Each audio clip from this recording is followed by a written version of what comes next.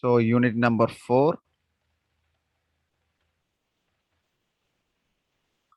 Molecular spectra.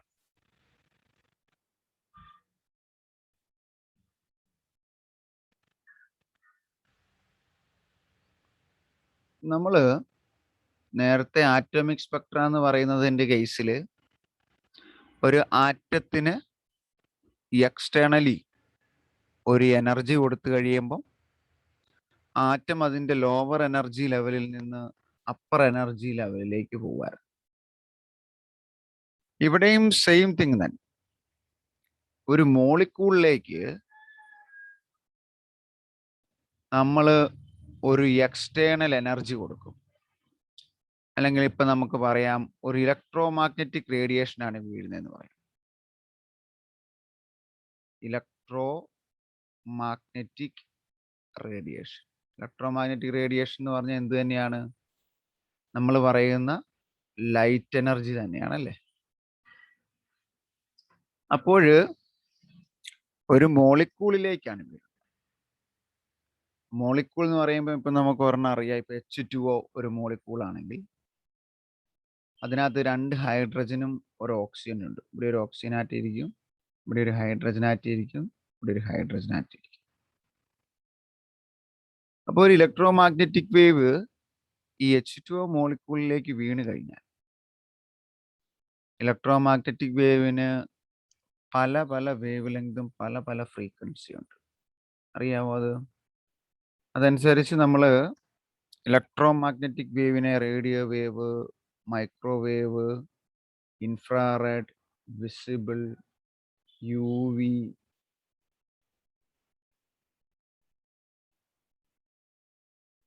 പിന്നെ X ray, gamma ray എന്നിങ്ങനെ തിരിച്ചിട്ടുണ്ട്. അപ്പം ഞാനിപ്പോൾ വരച്ചത് നമ്മളുടെ ഒരു ഇലക്ട്രോ മാഗ്നറ്റിക് വേവ് ആണ് ഇരിക്കട്ടെ. ഇപ്പം ഇവിടെ നോക്കിയാൽ ഇവിടെ വേവ് ലെങ്ത് കൂടുതലാണ് കേട്ടോ. ഇനി അകലം കൂടുതൽ കൊടുത്തേക്കുന്നത് ഹയർ ലാംഡ. ഇവിടെയോ അടുത്തടുത്ത് വരും, ഫ്രീക്വൻസി കൂടുതലാണ്, ഹൈ ഫ്രീക്വൻസി ആയിരിക്കും. അപ്പോൾ ഒരു ഹൈ ഫ്രീക്വൻസി ന്യൂ ആണെങ്കിൽ എനർജിയും ഹൈ ആയിരിക്കും. Because E = H new, H planks constant. അപ്പോൾ ഇങ്ങനെ ഒരു ഇലക്ട്രോ മാഗ്നറ്റിക് സ്പെക്ട്രയാണ് വീഴുന്നതെങ്കിൽ നമ്മൾ പറഞ്ഞതുപോലെ അതിനകത്ത് റേഡിയോ വേവ് ഉണ്ട്, മൈക്രോവേവ് ഉണ്ട്, IR ഉണ്ട്, വിസിബിൾ ഉണ്ട്, UV ഉണ്ട്, എക്സ്റേ ഉണ്ട്, ഗാമാ റേ ഉണ്ട്. അപ്പം ഇങ്ങനെ ഒരു ഇലക്ട്രോ മാഗ്നറ്റിക് വേവ് അല്ലെങ്കിൽ ഒരു ഇലക്ട്രോ മാഗ്നറ്റിക് റേഡിയേഷൻ നമ്മളുടെ മോളിക്യൂളിൽ വീണ് കഴിഞ്ഞാൽ അതിനകത്തുണ്ടാകുന്ന മെക്കാനിസത്തെ കുറിച്ചാണ് നമ്മൾ ഇവിടെ പഠിക്കാൻ. When an electromagnetic wave, EMW എന്ന് എഴുതാം അല്ലെ, ഇലക്ട്രോ മാഗ്നറ്റിക് വേവ്.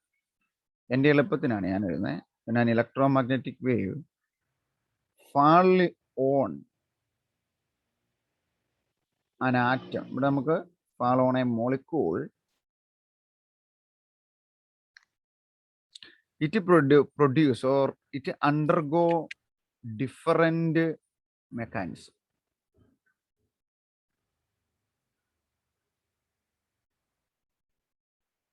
ചിലപ്പം ഈ മോളിക്യൂളിന് ഒരു മൂവ്മെന്റ് കിട്ടും, അല്ലെങ്കിൽ ഒരു ട്രാൻസ്ലേഷൻ സംഭവിക്കാം, ഒരു റൊട്ടേഷൻ സംഭവിക്കാം, അല്ലെങ്കിൽ ഒരു വൈബ്രേഷൻ സംഭവിക്കാം. ഇനി ഈ ട്രാൻസ്ലേഷൻ മൂലവും വൈബ്രേഷൻ മൂലവും റൊട്ടേഷൻ മൂലവും ഇത് ഡിഫറെന്റ് സ്പെക്ട്രം നമുക്ക് പുറത്തു വരും.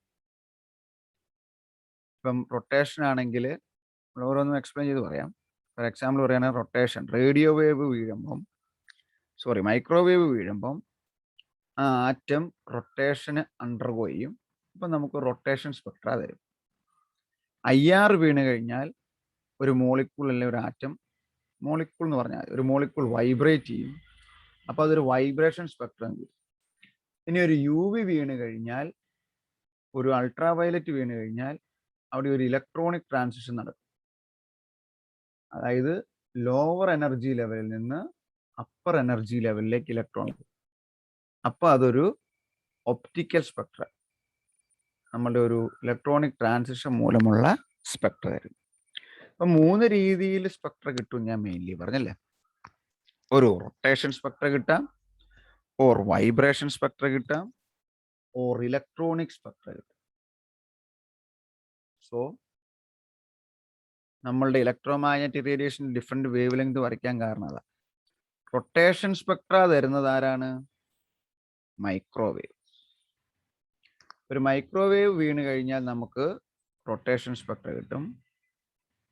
വൈബ്രേഷൻ സ്പെക്ട്ര തരുന്നത് IR, infrared radiation. Visible light വീണ് കഴിഞ്ഞാൽ അതൊരു ഇലക്ട്രോണിക് സ്പെക്ട്ര തരും. അപ്പോൾ നമ്മൾ ആറ്റത്തിൽ നിന്ന് പഠിച്ചതിൽ നിന്ന് വ്യത്യസ്തമാണ്.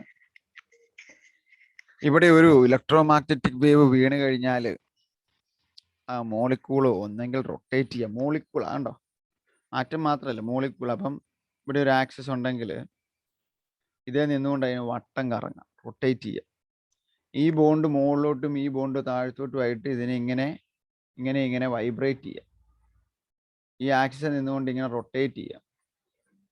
അതുപോലെ തന്നെ ഇപ്പം ഹൈഡ്രജനിലെ ഒരു ഇലക്ട്രോണിന് ഹൈഡ്രജനിലെ തന്നെ ലോവർ എനർജി ലെവലിൽ നിന്ന് അപ്പർ എനർജി ലെവലിലേക്ക് പോകും. So molecular Spectra is A combination of these things.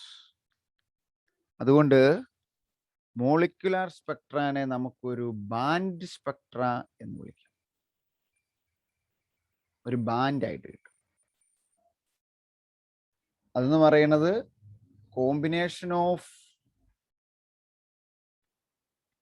these all spectral lines.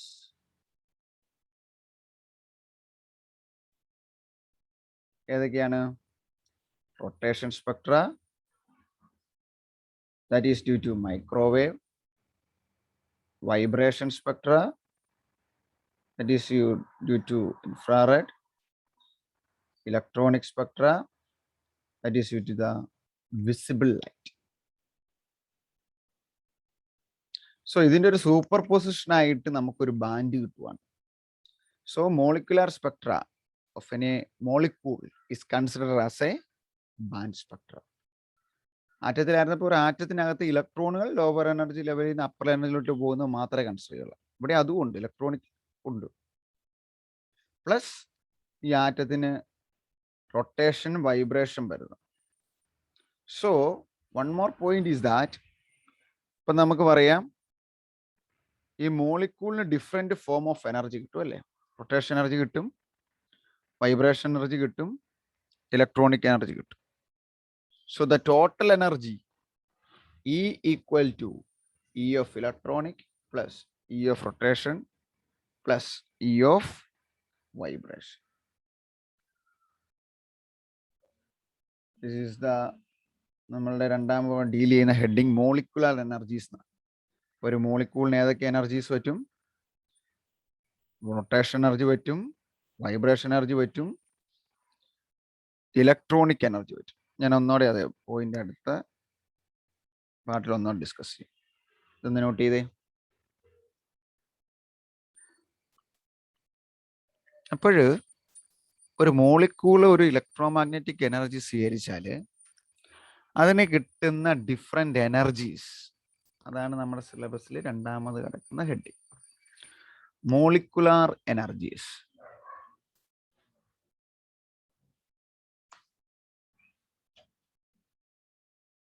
Molecular energies.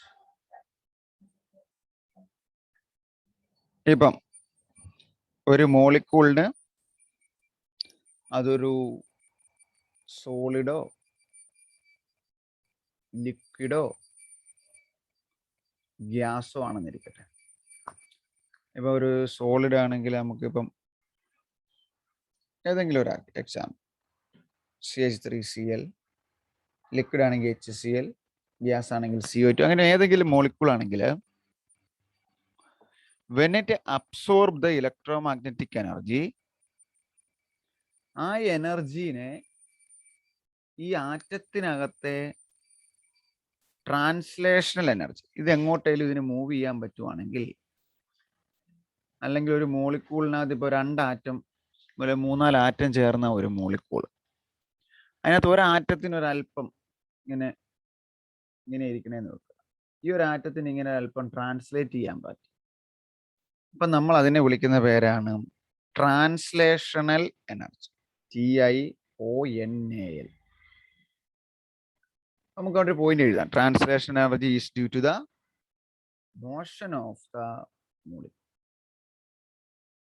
അപ്പൊ നമ്മളൊരു വെള്ളം തിളപ്പിക്കുന്ന അവസ്ഥയാണെങ്കിൽ നമുക്കറിയാം അല്ലേ, ചൂടായ പാർട്ടിക്കിള് പാത്രത്തിന്റെ താഴേന്ന് മുകളിലേക്ക് മൂവ് ചെയ്യും. തണുത്ത പാർട്ടിക്കിളുകൾ മോളിക്യൂള് മുകളിൽ നിന്ന് താഴത്തേക്ക്, കൺവെക്ഷൻ പ്രോസസ്സ്. അപ്പൊ ട്രാൻസ്ലേഷൻ എനർജി കിട്ടും. രണ്ടാമത് നമ്മൾ പറയുന്നതാണ് ഇലക്ട്രോണിക് എനർജി. ഇലക്ട്രോണിക് എനർജി എന്ത് മൂലമാണ്? ഇലക്ട്രോണിന്റെ motion. This is due to the motion of the electrons from lower energy to or lower energy level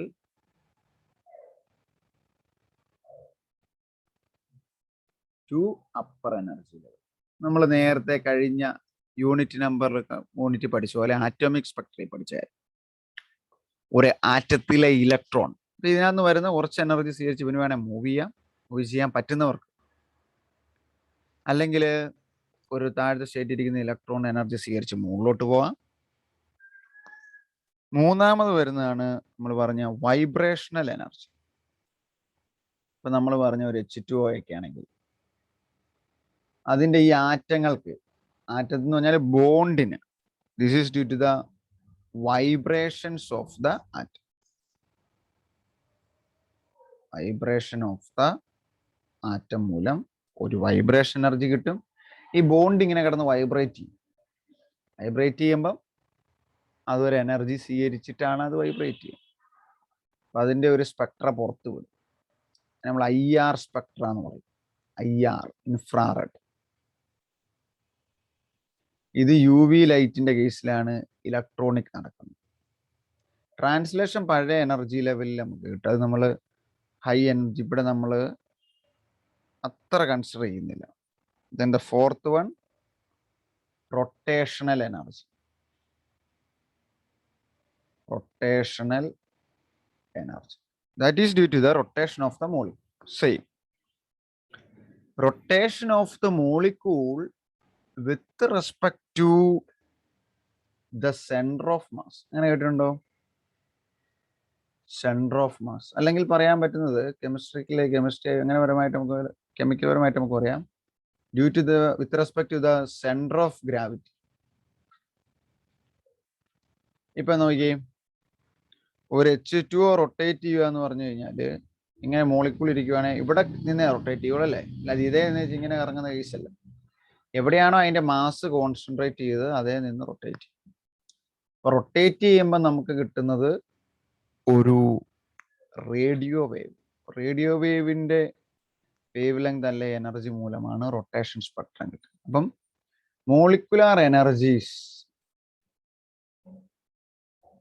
മോളിക്യൂളിനെ ഒരു ഇലക്ട്രോമാഗ്നറ്റ് കൊടുത്തത് ആ എനർജിനെ ഏതൊക്കെ ഫോമിലേക്ക് മാറ്റാം?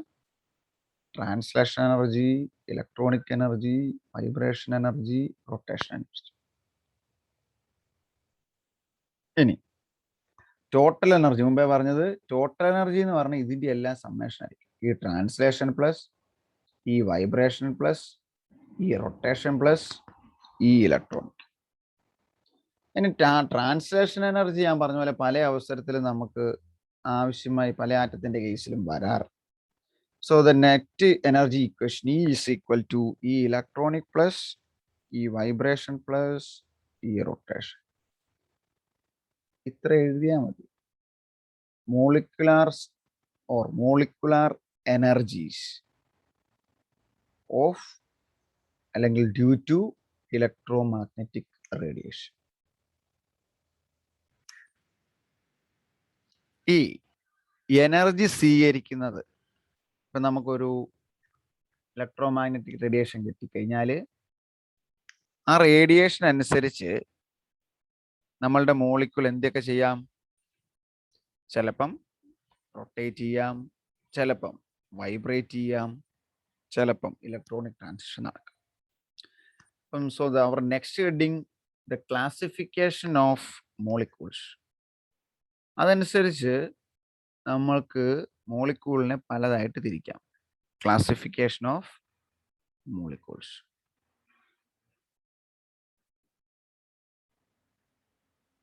അപ്പം based upon the molecular spectroscopy, molecules are classified into 4. First one, linear molecule. Second one, symmetric top molecule. Symmetric top. Third one, spherical top. ഉറപ്പായിട്ടും പരീക്ഷിക്കുക. Very important. Spherical top. Fourth one, asymmetric top.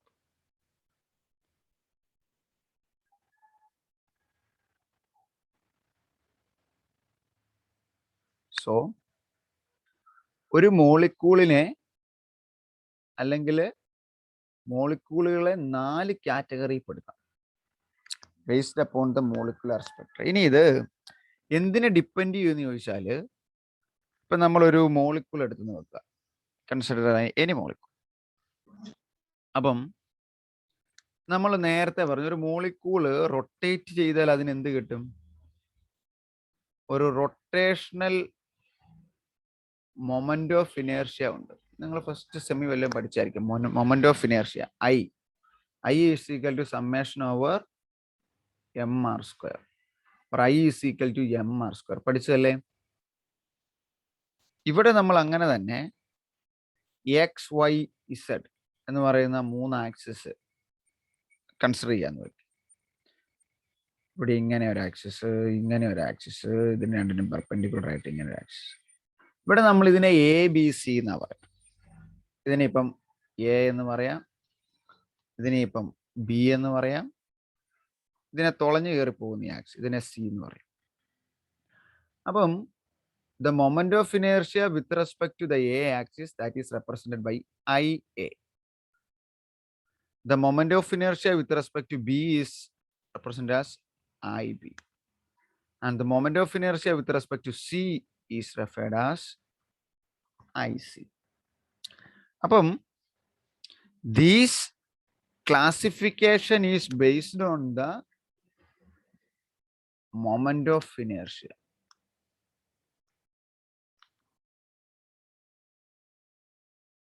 About the axis A, B, and C, and the corresponding moment of inertias are IA, IB, IC. അപ്പോൾ ഈ ഓരോ മോളിക്യൂളിനും IA, IB, IC,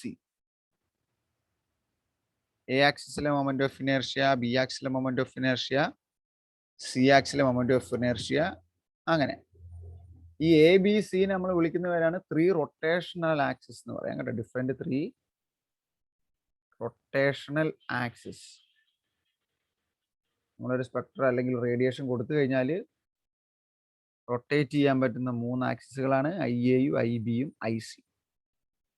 അതിലൂടെയുള്ള rotation അനുസൃതമാക്കി നമുക്ക് മോളിക്യൂൾസിനെ linear molecule, symmetric top molecule, spherical top molecule, asymmetric top molecule എന്നിങ്ങനെ 4 ആയിട്ട് ക്ലാസിഫൈ.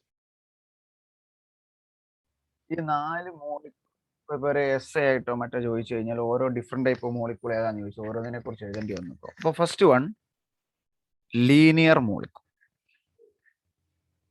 വളരെ എളുപ്പമാണ് ഇത് പഠിക്കാൻ. ലീനിയർ മോളിക്യൂൾ എന്ന് പറഞ്ഞാൽ ആ മോളിക്യൂളിലെ all atoms are arranged in straight line. എല്ലാം സ്ട്രേറ്റ് ലൈൻ ആയിട്ട് അറേഞ്ച്. അതൊക്കെ പഠിച്ചു കഴിഞ്ഞാൽ പിന്നെ ഒന്നും വേറെ പിന്നീട് വായിക്കേണ്ട ആവശ്യമില്ല. അതിൻ്റെ 2 ഉദാഹരണം ഞാൻ പറഞ്ഞുതരാം. HCl അല്ലെങ്കിൽ HCN. ഇതിനെ ഹൈഡ്രജൻ സയനൈഡ് എന്നാണ് പറയുന്നത്. ഇത് ഹൈഡ്രോക്ലോറിക് ആസിഡ്. മൂന്നാമത് പറഞ്ഞാണ് OCS, കാർബൺ ഓക്സി സൾഫൈഡ്. അപ്പൊ ഇതിനകത്തിപ്പോ HCN എടുത്തു കഴിഞ്ഞാൽ ഇതാണ് H എന്ന് പറഞ്ഞാൽ ചേർത്ത് വരയ്ക്കുക, അല്ലെങ്കിൽ അടുത്ത് എഴുതാൻ പറ്റും. ഇത് നമ്മളുടെ H,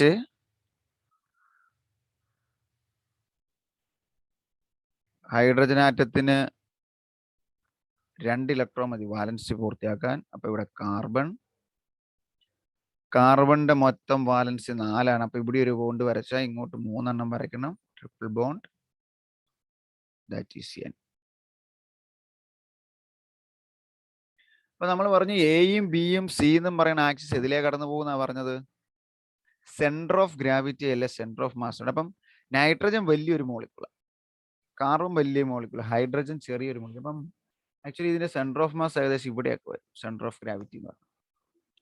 അപ്പം ആ ഒരു പോയിന്റിലൂടെ നമുക്കിങ്ങനെ ഈ പോയിന്റിലൂടെ ഇങ്ങോട്ടൊരു ആക്സിസ് വരയ്ക്കാം. That is IA, A axis, moment of inertia due to then IA. അതിന് പെർപെൻഡിക്കുലർ ആയിട്ട് ഡോട്ടഡ് ലൈൻ, ഇതിനകത്ത് സ്ട്രെയിറ്റ് ലൈൻ ഇല്ല, അതുകൊണ്ടാണ് ഇങ്ങനെ വരയ്ക്കാനേ പറ്റുള്ളൂ. വരയ്ക്കുമ്പോൾ അങ്ങനെ ഇച്ചിരി മാറിപ്പോകും. IB പെർപെൻഡിക്കുലർ ആയിട്ട് ഇങ്ങോട്ടുള്ളത് IC. ഇനി അതിന്റെ പ്രത്യേകതയാണ് IA ഈക്വൽ ടു 0യും IB ഈക്വൽ ടു ICയും ആയിരിക്കും.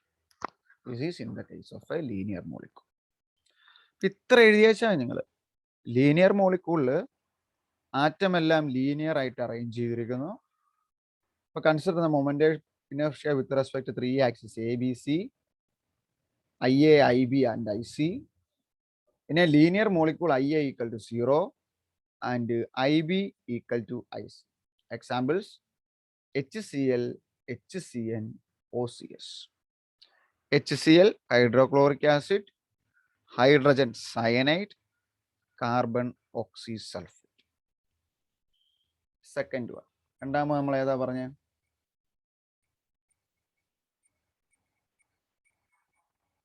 ലീനിയർ മോളിക്കൂൾ കഴിഞ്ഞിട്ട് സിമ്മട്രിക്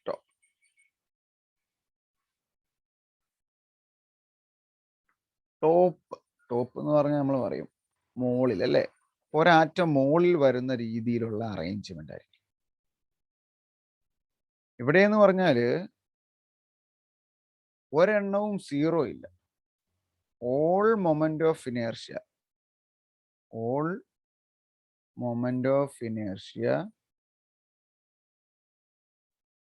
ആർ നോൺ സീറോ. അപ്പം IAയോ IBയോ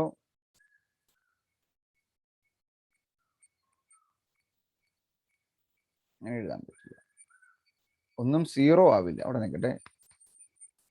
രണ്ടാമത് പറയുന്നത് 2 മൊമെന്റ് ഓഫ് ഇനേർഷ്യ ഈക്വൽ ആയിരിക്കും. അപ്പൊ എങ്ങനെ പറയാം? ഇപ്പം IA ഒരിക്കലും 0 ആവില്ല. അപ്പൊ IA ഈക്വൽ ടു 0യ്ക്ക് പകരം IA നോട്ട് ഈക്വൽ ടു 0 എന്ന് എഴുതാം. രണ്ടെണ്ണം ഈക്വൽ ആണെന്ന് പറയുമ്പോൾ IB ഈക്വൽ ടു IC എന്ന് എഴുതും. ഉണ്ടോ എളുപ്പം നോക്കി? ഇത് IA 0, IB equal to IC. ഇവിടെ IA നോട്ട് ഈക്വൽ ടു 0, ഒന്നും 0 ആയി അല്ലേ, പക്ഷെ രണ്ടെണ്ണത്തിന്റെ മൊമെന്റ് ഓഫ് ഇനർഷ്യ ഈക്വൽ. അങ്ങനെ തരുന്ന molecule.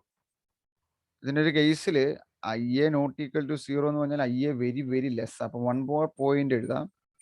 IB or IC greater than to that of IA. ഇനി നമ്മൾ അതിന്റെ മൊമെന്റ് ഓഫ് ഇനർഷ്യ ഇങ്ങനെയാണ്. Consider 3 axis ABC. IA is very small but IB and IC are equal. അതിൻ്റെ ഒരു എക്സാമ്പിൾ ആണ് methyl chloride. മെഥി എന്ന് പറഞ്ഞാൽ CH4 അല്ലേ. മീഥൈൽ ക്ലോറൈഡ് എന്ന് പറയുമ്പോൾ CH3Cl വരും. അപ്പൊ CH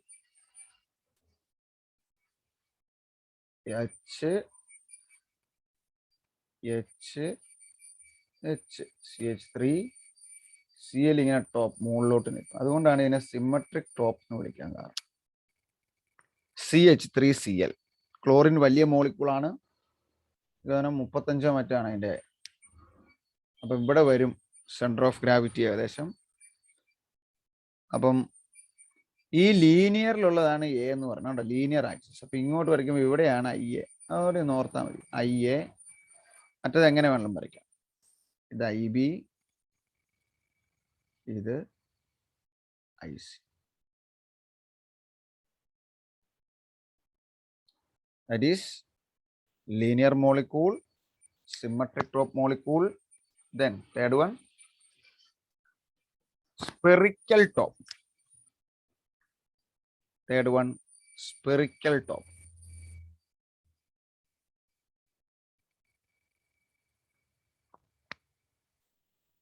ഇവിടെ ഇങ്ങനെ തന്നെയാണ്. മൂന്നും ഒരിക്കലും 0 ആവില്ല. IA ഉണ്ട്, IB ഉണ്ട്, IC ഉണ്ട്. And only 1 point. ഇതിന് ഒറ്റ കാര്യം മാത്രം എഴുതിയാൽ ഉദ്ദേശിക്ക് IAയും IBയും ICയും മൂന്നും തുല്യമായതിനെയാണ് സ്പെറിക്കൽ ടോപ്പ് എന്ന് പറയുന്നത്. Example CH4 മെഥൈൻ, CCl4 SF6. ഇപ്പം CH4 ആണെങ്കിൽ എങ്ങനെ ഇരിക്കും? CH എല്ലാം 3 വശത്ത് വയ്ക്കും. H. It is a spherical molecule. കൃത്യം നടുക്കോടെ ആയിരിക്കും സെൻറ്റർ ഓഫ് ഗ്രാവിറ്റി നടന്നത്. IA equal to IB equal to IC ആയിരിക്കും. That is spherical top molecule. One more is that asymmetric top. ഇപ്പം അസിമെട്രി ആയിരിക്കും എന്ന് പറഞ്ഞാൽ എങ്ങനെയായിരിക്കും? ഒന്നും ഈക്വൽ അല്ല. IA not equal to IB not equal to IC.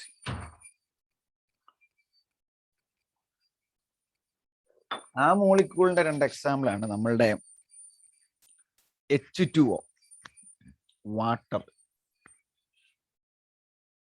കണ്ട ഒരുപോലെ ഇരിക്കുന്നുണ്ടെങ്കിലും അത് അസിമെട്രിക് മോളിക്യൂളാണ്.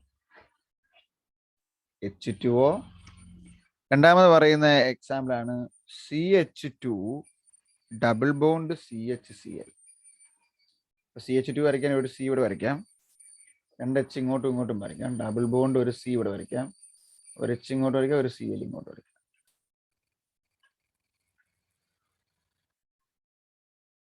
ഇവിടുത്തെ കേസിനാണ് 3 വ്യത്യാസമായിരിക്കും. അപ്പം IA0 and IB equal to IC. അതാണ് ഒരു linear molecule. IA not equal to 0, IB equal to IC. അതാണ് സിമ്മട്രിക് ടോപ്പ് മോളിക്യൂൾ. എല്ലാം തുല്യം. That is spherical top. Next one, asymmetric top. Asymmetry എന്നല്ല, symmetric top. അവിടെ എല്ലാം അൺഈക്വൽ ആയിരിക്കും. IA not equal to IB not equal to IC. ആ ഹെഡിങ്ങും തീർന്നു. Yes sir, ഇപ്പൊ ക്ലാസ് ഉണ്ടായിരുന്നു ഞങ്ങൾക്ക്. ഓക്കെ, ഇപ്പൊ ഏത് ക്ലാസ്? HOD-യുടെ. 10:30-ക്കല്ലേ? അല്ല, ഇപ്പഴാ മിസ് ലിങ്ക് ഇട്ട്.